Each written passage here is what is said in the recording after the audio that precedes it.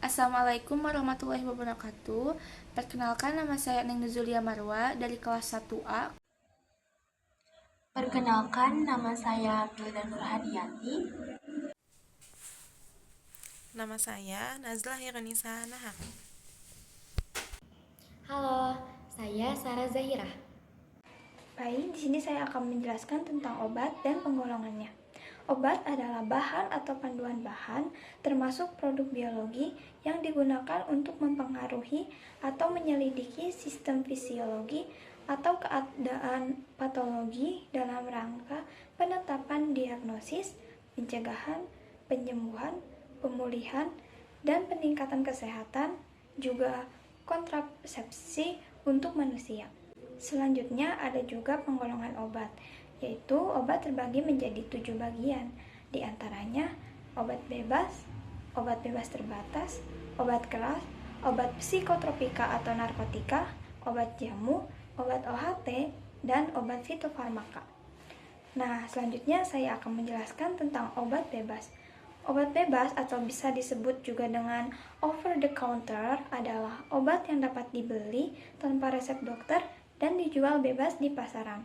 Contoh obat bebas diantaranya paracetamol, ibuprofen, multivitamin, dan yang lainnya.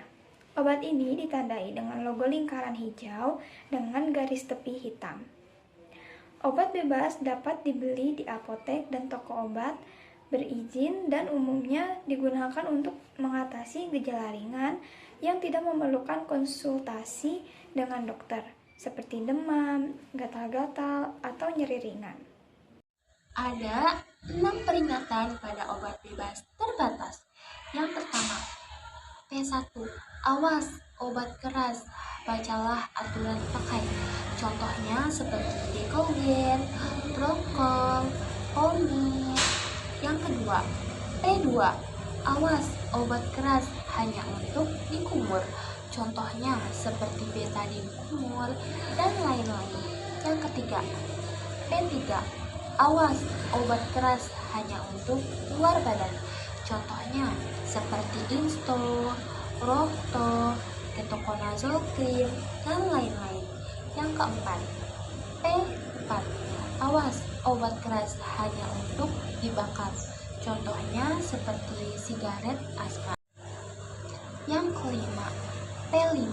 Awas, obat keras tidak boleh ditelan. Contohnya seperti Detasol, Cooling 5 Plus, dan lain-lain. Yang keenam, P6. Awas, obat keras, obat wasir jangan ditelan.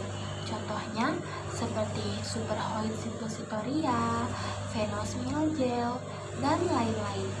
Nah, untuk logo dari obat bebas terbatas yaitu lingkaran biru dengan garis tepi berwarna hitam.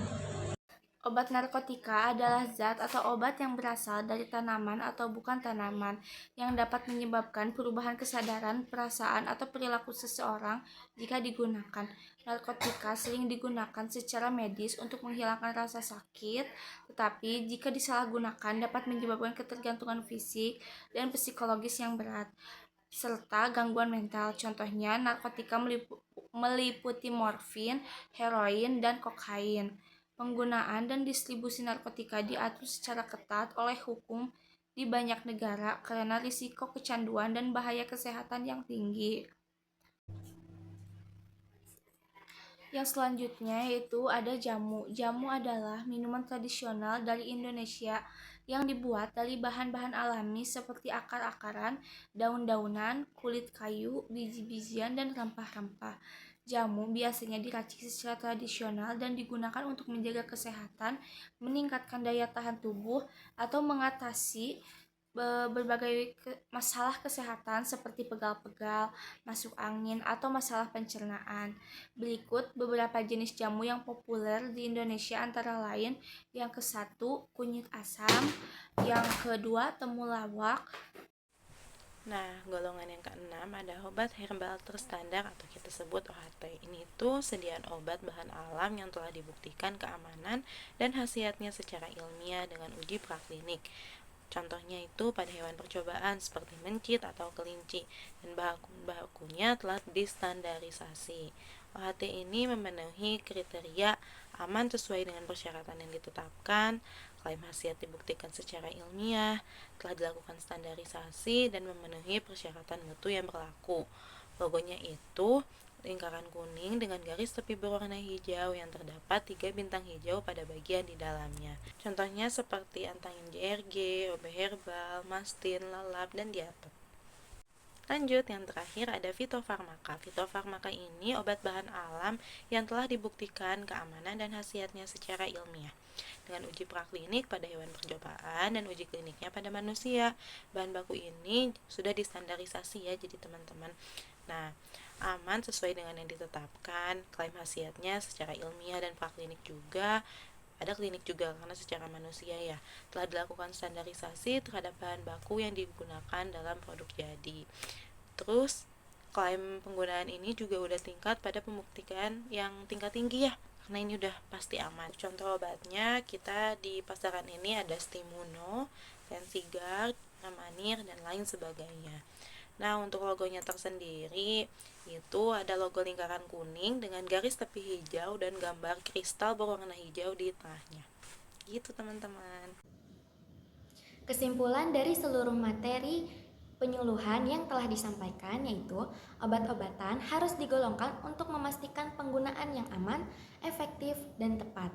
Penggolongan membantu dalam mengatur distribusi, penggunaan, dan pemantauan efek obat berdasarkan potensi bahaya, manfaat terapeutik, dan resiko efek samping. Dengan penggolongan, tenaga medis dapat memberikan pengobatan yang sesuai dengan kondisi pasien dan masyarakat umum juga dapat dilindungi dari penggunaan obat yang tidak tepat atau berbahaya. Kenapa sih obat-obatan itu harus digolongkan atau dikelompokkan? Nah, berikut ini ada beberapa alasan mengapa obat-obatan itu harus digolongkan atau dikelompokkan. Yang pertama, ada keamanan penggunaan. Penggolongan membantu mengidentifikasi obat-obatan yang memerlukan pengawasan ketat seperti obat keras yang dapat menyebabkan efek samping serius jika tidak digunakan dengan benar. Yang kedua, ada efektivitas terapi. Pengelompokan obat berdasarkan mekanisme kerja atau tujuan terapi memastikan bahwa obat yang tepat digunakan untuk kondisi tertentu, meningkatkan efektivitas pengobatan. Yang ketiga, ada pengendalian dan regulasi.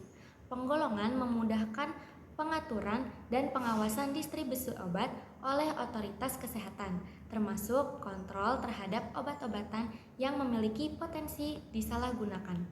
Yang keempat, ada edukasi pengguna.